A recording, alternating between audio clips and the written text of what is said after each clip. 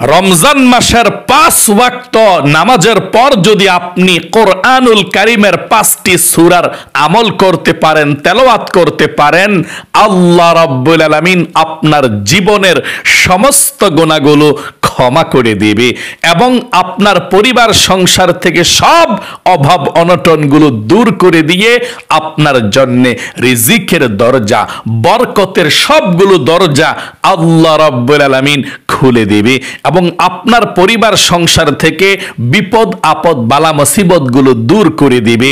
প্রত্যেক কাজে সফলতা আপনি দান করতে পারবেন। নারী এবং পুরুষ সকলেই আপনারা এই রমজান মাসের মধ্যে 5 ওয়াক্ত নামাজের পরে অবশ্যই এই 5টি সূরার আমল করতে চেষ্টা করবেন ইনশাআল্লাহ। প্রিয় দিনী ভাই এবং বোনেরা, পবিত্র কোরআনুল কারীম নাজিলের মাস হচ্ছে রমজান মাস। আল্লাহ বলেন, শাহরু রমাদানাল্লাযী উনজিলা ফীহিল কোরআন। আল্লাহ কোরআনুল কারীমকে নাজিল করেছেন রমজান মাসের মধ্যে। এই রমজান মাস শ্রেষ্ঠ মাস, কোরআন নাজিলের মাস। আপনি এই 5টি সূরার আমল যদি করতে পারেন তাহলে আপনিও শ্রেষ্ঠ হয়ে যাবেন, আল্লাহর কাছে প্রিয় হয়ে যাবেন। জীবনের সমস্ত গুনাহগুলো আল্লাহ রাব্বুল আলামিন ক্ষমা করে দিবে এবং আল্লাহ তাআলা আপনাকে কিয়ামতের ময়দানে আল্লাহ নবীজির হাতে হাউজে কাউসারের ঠান্ডা পানি আপনাকে পান করাবে। আল্লাহু আকবার। এই কোরআনুল কারীম এ রমজান মাসের মধ্যে আপনি যত বেশি পাঠ করতে পারেন তত বেশি আল্লাহর কাছে প্রিয় হয়ে যাবেন এবং আপনি যখন দুনিয়া থেকে বিদায় নিয়ে চলে যাবেন আপনার কবরের মধ্যে এই সূরাগুলো পাহারাদার হয়ে যাবে এবং আপনাকে পাহারা দিবে। কবরের মধ্যে কোনো আযাব আপনার কাছেও আসতে পারবে না। তাহলে চলুন, আমি এক্ষুনি পাঠ করছি পবিত্র কোরআনুল কারীমের সূরাগুলো। আরেকটি কথা বলছি, যখন কাল কিয়ামতের ময়দানে আল্লাহর আরশে আজিমের ছায়া ব্যতীত কোনো ছায়া থাকবে না, সূর্যটা আধা হাত মাথার উপরে চলে আসবে, মানুষের মাথার মগজগুলো টকবক টকবক করতে থাকবে। ওই কঠিন দিন আল্লাহ রাব্বুল আলামিন আপনি কোরআনের এই সূরাগুলো পাঠ করার কারণে আল্লাহ আরশে আজিমের নিচে আপনাকে স্থান দিবে। আল্লাহু আকবার। নিজেও পড়বেন কোরআনুল কারীম, ছেলে সন্তানদেরকেও পাঠ করাবেন, শিক্ষা দিবেন। নবীজি বলেছেন, যেই সমস্ত মা বাবা ছেলে মেয়েদেরকে কোরআনুল কারীম শিক্ষা দিবে, কাল কিয়ামতের ময়দানে আল্লাহ রাব্বুল আলামিন মা বাবাকে সম্মানিত করবেন, মা বাবাকে নূরের টুপি পরাবেন। সকলে বলি সুবহানাল্লাহ। রাজা বাদশার চেয়েও সম্মান বেশি আল্লাহ মা বাবাকে দিবে। আর যে কোরআন শরীফ পড়ে তাকে কেমন সম্মান আল্লাহ তাআলা দিবে। আল্লাহু আকবার। এই জন্যে কোরআনুল কারীমকে ভালোবাসুন, যত বেশি পড়বেন তত বেশি সম্মান আল্লাহ আপনার বৃদ্ধি করে দেবে। তাহলে চলুন আমরা এক্ষুনি শুনে ফেলছি 5 ওয়াক্ত নামাজের পরে কোন নামাজের পরে কোন সূরাটি পড়বেন। 1 নম্বরে আপনি ফজরের নামাজের পরে এই রমজান মাসের মধ্যে পুরুষ এবং মহিলা যেই হন না কেন আপনি সূরা ইয়াসিন তেলাওয়াত করবেন। যদি তেলাওয়াত করতে না পারেন শুনবেন রেকর্ডটা। শুধু মোবাইলের মধ্যে এখন রেকর্ড সুন্দর আছে, আপনি শুধু লিখে সার্চ করবেন সূরা ইয়াসিন তেলাওয়াত। সূরা ইয়াসিন লেখলেই চলে আসবে। আল্লাহ রাসূল বলেছেন, যদি আপনি সূরা ইয়াসিন একটিবার আল্লাহকে সন্তুষ্টি করার জন্য পড়তে পারেন তাহলে আল্লাহ রাব্বুল আলামিন আপনার আমলনামার মধ্যে রমজান ছাড়া অন্য সময় 1 খতম নয়, 2 খতম নয়, 10 খতম কোরআন শরীফ করলে যেমন সওয়াব হতো, আমার আল্লাহ রাব্বুল আলামিন 10 খতম কোরআন শরীফের সওয়াব আমলনামার মধ্যে লিখে দেয়। আর এই রমজান মাসের মধ্যে 10কে 70 দিয়ে গুণ দেন, আল্লাহ রাব্বুল আলামিন আপনার আমলনামার মধ্যে এক খতম নয়, 2 খতম নয়, 100 খতম নয়, 200 খতম নয়, আল্লাহ রাব্বুল আলামিন 700 খতম কোরআন শরীফ করলে যেমন সওয়াব হবে, আপনি সূরা ইয়াসিন একবার তেলাওয়াত করলে কিংবা শুনলে আল্লাহ রাব্বুল আলামিন 700 খতমের সওয়াব আমল নামার মধ্যে লিখে দিবেন। সকলে বলি সুবহানাল্লাহ। এই জন্য এই রমজান মাসের মধ্যে ফজরের নামাজের পরে কিংবা দিনের যেই কোনো মুহূর্তে আপনি সূরা ইয়াসিন তেলাওয়াত করতে কিন্তু ভুলবেন না। সকালে তেলাওয়াত করলে, না পারলে দুপুরে, না পারলে বিকালে, আপনি যেই কোনো সময় আপনি সূরা ইয়াসিন অবশ্যই পাঠ করবেন। সকালে পাঠ করলে আরেকটি ফজিলত আছে, অনেক ফজিলত ফাজাইলে আমলের মধ্যে এসেছে। আতা বিন আবি রাবাহ রাহমাত রাদিয়াল্লাহু তাআলা আনহু বর্ণনা করেন, আমি শুনেছি যে রাসূল কারীম সাল্লাল্লাহু আলাইহি সাল্লাম বলেছেন, যে ব্যক্তি দিনের বেলায় সূরা ইয়াসিন তেলাওয়াত করবে তার সব হাজত প্রয়োজনগুলো আল্লাহ রাব্বুল আলামিন পূর্ণ করে দিবে। সকলে বলি সুবহানাল্লাহ। এই জন্যে সকালবেলা ফজরের নামাজ পড়ার পর আপনি তাসবিহ তাহলিল সব কিছু পড়ার পর আপনি সূরা ইয়াসিন পাঠ করে এ রমজান মাসের মধ্যে তারপরে যেই কাজ করেন, ঘুমান বা যেটাই করেন, আপনি অবশ্যই সেটা করুন। তবে ফজরের পরে সূরা ইয়াসিন পাঠ করবেন। এই সূরা ইয়াসিন কোরআনুল কারীমের কলব বলা হয়, অন্তর বলা হয়। আল্লাহ রাসূল বলেছেন, প্রত্যেকটা জিনিসের একটা কলব আছে, অন্তর আছে, আর পবিত্র কোরআনুল কারীমের অন্তর হলো, কলব হলো সূরা ইয়াসিন। এই জন্যে নবী করিম সাল্লাল্লাহু আলাইহি ওয়াসাল্লাম প্রতিদিন সকালবেলা ফজরের নামাজের পরে সূরা ইয়াসিন তেলাওয়াত করতেন। সকলে বলি সুবহানাল্লাহ। এই সূরা ইয়াসিন কিন্তু আল্লাহ রাব্বুল আলামিন তার হাবিবকে অর্ডার দিবেন, তার হাবিবকে অনুমতি দিবেন কিয়ামতের ময়দানে তেলাওয়াত করার জন্য। আল্লাহর রাসূল কাল কিয়ামতের ময়দানে জান্নাতীদেরকে শোনাবেন সূরাতুল ইয়াসিন তেলাওয়াত করে। আল্লাহ রাসূল তেলাওয়াত করবে আর জান্নাতী ব্যক্তিরা সূরা ইয়াসিন তেলাওয়াত শুনবে। আল্লাহু আকবার, আল্লাহু আকবার। এই জন্য অবশ্যই প্রতিদিন আপনি সূরা ইয়াসিন ফজরের নামাজের পরে তেলাওয়াত করবেন। আবারও বলছি, যারা তেলাওয়াত করতে পারেন না, ঘরের মধ্যে যারা তেলাওয়াত করতে পারে, আপনার ছেলে, আপনার মেয়ে, আপনার স্ত্রী, আপনার মা, আপনার বাবা, আপনার নায়নাতকুর, বলবেন, ও আমার কলিজার টুকরা প্রিয়, তুমি সূরা ইয়াসিন তেলাওয়াত করো, আমি শুনি। যে ব্যক্তি তেলাওয়াত করবে, যে ব্যক্তি শুনবে, আল্লাহ রাব্বুল আলামিন এক সমান সওয়াব তাদের আমলনামার মধ্যে লিখে দিবে। আমি যদি সূরাতুল ইখলাস একটিবার পাঠ করি, আপনি যদি মনোযোগ সহকারে শোনেন, আল্লাহ রাব্বুল আলামিন আপনার আমলনামার মধ্যে সমপরিমাণ সওয়াব লিখে দিবে। যেমন আমি একটিবার সূরা ইখলাস তেলাওয়াত করছি, এখন শুনুন। বিসমিল্লাহির রহমানির রহিম।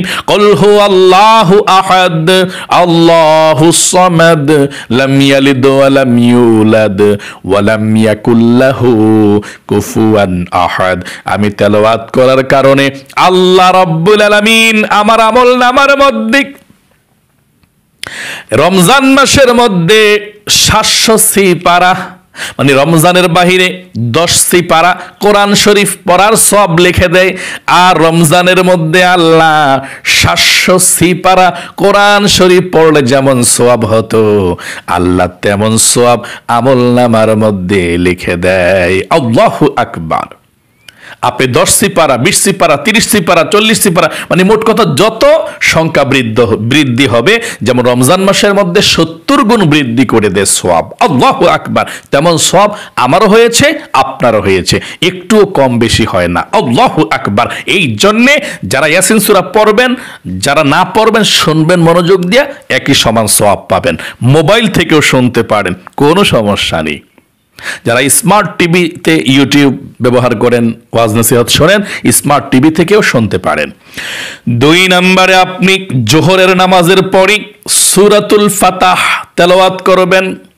সূরা ফাতাহ তেলাওয়াত করলে আল্লাহ রাব্বুল আলামিন আপনার প্রত্যেকটা কাজের বাধাগুলোকে কেটে দিবে।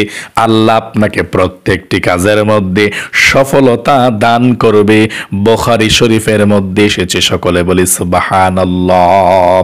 আল্লাহ রাসূল বলেছেন সূরা ফাতাহ এমন একটি সূরা যা পৃথিবীর সবচেয়ে শ্রেষ্ঠ, আলোকিত এবং সবচেয়ে দামি, এবং আল্লাহ রাব্বুল আলামিন প্রত্যেকটা কাজে আপনাকে সফলতা দান করবে। কোনো কাজে আপনি ব্যর্থ হবেন না, পরাজিত হবেন না যদি আপনি দুপুরে জোহরের নামাজের পরে সূরা ফাতাহ তেলাওয়াত করতে পারেন। সূরা ফাতাহ হচ্ছে 26 নাম্বার পারার, মানে 26 পারার 10 নাম্বার পৃষ্ঠার মধ্যে সূরা ফাতাহ। আল্লাহু আকবার। এই সূরা ফাতাহ অবশ্যই আপনি পাঠ করবেন। ইন্না ফাতাহনা লাকা ফাতহাম মুবিনা, এই সূরাটাই হচ্ছে সূরা ফাতাহ। 4 পৃষ্ঠা হচ্ছে সূরা ফাতাহ, অবশ্যই আপনি পাঠ করবেন। এবং আসরের নামাজের পরে আপনি সূরা নাবা তেলাওয়াত করবেন। আল্লাহর রাসূল বলেছেন যদি আপনি আসরের নামাজের পরে সূরা নাবা তেলাওয়াত করতে পারেন, নবীজি কাল কিয়ামতের ময়দানে মানুষ যখন একেবারে গলা শুকিয়ে যাবে তৃষ্ণায়, পানির তৃষ্ণা এমন লেগে যাবে, মানুষ হাহাকার চিৎকার করতে থাকবে, ওই কঠিন মুহূর্তে আল্লাহর রাসূল আল্লাহর হুকুমে আপনাকে জান্নাতি ঠান্ডা হাউজে কাউসারের পানি পান করাবে। আল্লাহু আকবার। যখন পানির প্রয়োজন হবে কিয়ামতের ময়দানে, তখন আল্লাহ আপনাকে নবীজির মাধ্যমে জান্নাতি পানি, হাউজে কাউসারের পানি, ঠান্ডা পানি আপনাকে দিবে। আল্লাহু আকবার। তাহলে এই সূরা নাবা হচ্ছে 30 সিপারা। 30 সিপারার প্রথম পৃষ্ঠা, বিসমিল্লাহির রহমানির রহিম, আম্মা ইয়াতাসাআলুনা আনিন নাবাইল আযীম আল্লাযী হুম ফীহি মুখতালিফুন। এটা সূরা নাবা বলে। 2 পৃষ্ঠা সূরা নাবা পড়বেন ইনশাআল্লাহ। কোন সময়? আসরের নামাজের পরে। যদি না পড়তে পারেন তাহলে শুনবেন মোবাইল থেকে বা কারো থেকে। হ্যাঁ, 3 নম্বরে প্রিয় দিনী ভাই এবং বোনেরা, আপনি জানতে পারলেন সূরা নাবা অবশ্যই পাঠ করবেন। 4 নম্বরে মাগরিবের নামাজের পরে সূরাতুল ওয়াকিয়া আপনি পাঠ করবেন। নবীজি ওয়াদা করে বলেছেন যেই ঘরের মধ্যে সূরাতুল ওয়াকিয়া তেলাওয়াত করা হয় সেই ঘরের মানুষ কখনো অভাব অনটনে ভুগবে না। আল্লাহ রাব্বুল আলামিন তাদের জন্য রিজিকের দরজা খুলে দিবে। আপনাদের জন্য যারা সূরা ওয়াকিয়া তেলাওয়াত করেন মাগরিবের নামাজের পরে রাতে, ঘরের মধ্যে, ওই ঘরের মধ্যে আল্লাহ অভাব অনটন দিবে না, আল্লাহ রিজিক দিবে, ধন সম্পদ দিবে। আল্লাহু আকবার। একজন সাহাবী দুনিয়া থেকে বিদায় নিয়ে চলে যাবে মুমূর্ষু অবস্থায়। আরেকজন সাহাবী এসে বলল, ও আল্লাহর বান্দা নবীজির সাহাবী ভাই, শোনো, তুমি তো দুনিয়া থেকে বিদায় নিয়ে চলে যাবে, তোমার ঘরের মধ্যে টাকা পয়সা নাই, একটু টাকা পয়সা দিয়ে যাই, খাবার দাবার দিয়ে যাই, তোমার ছেলে সন্তানরা খেতে পারবে। সেই মুমূর্ষু সাহাবী তিনি বললেন, না না, আমি আমার কলিজার টুকরো সন্তানদেরকে পবিত্র কোরআনুল কারীম থেকে সূরা ওয়াকিয়া শিক্ষা দিয়েছি। প্রতি রাত আমার ঘরের মধ্যে সূরা ওয়াকিয়া তেলাওয়াত হয়। আল্লাহর নবী থেকে আমি শুনেছি, যদি কোনো ব্যক্তি সূরা ওয়াকিয়া তেলাওয়াত করে, যেই ঘরের মধ্যে যেই রাত্রে তেলাওয়াত করি, সেই ঘরের মধ্যে কখনো অভাব অনটন আসবে না।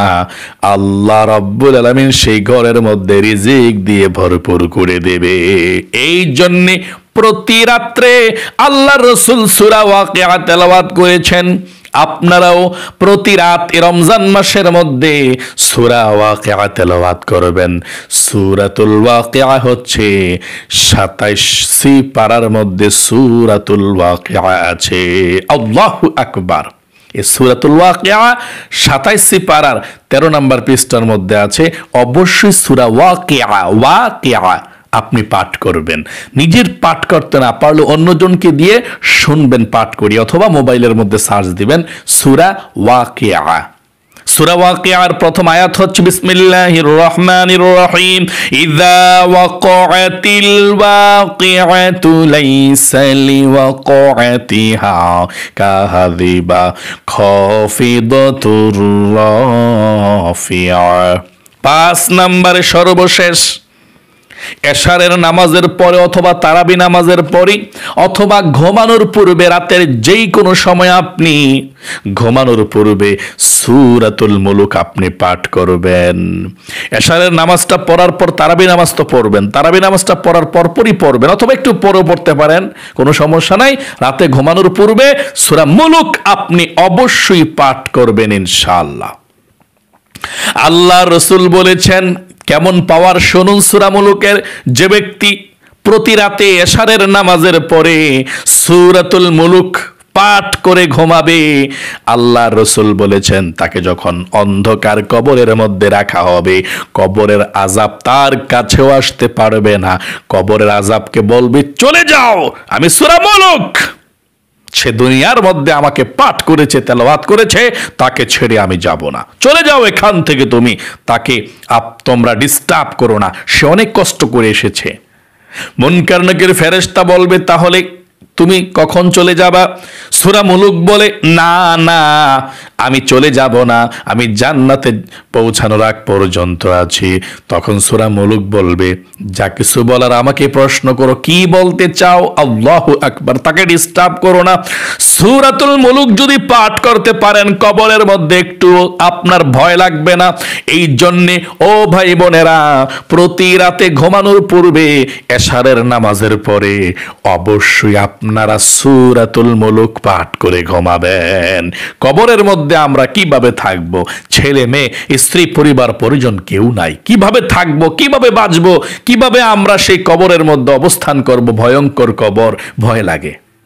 যদি সূরা মুলুক যদি আপনি তেলাওয়াত করতে পারেন এশারের নামাজের পরে রাতে, অবশ্যই আপনার কবরের মধ্যে পাহারাদার হয়ে যাবে।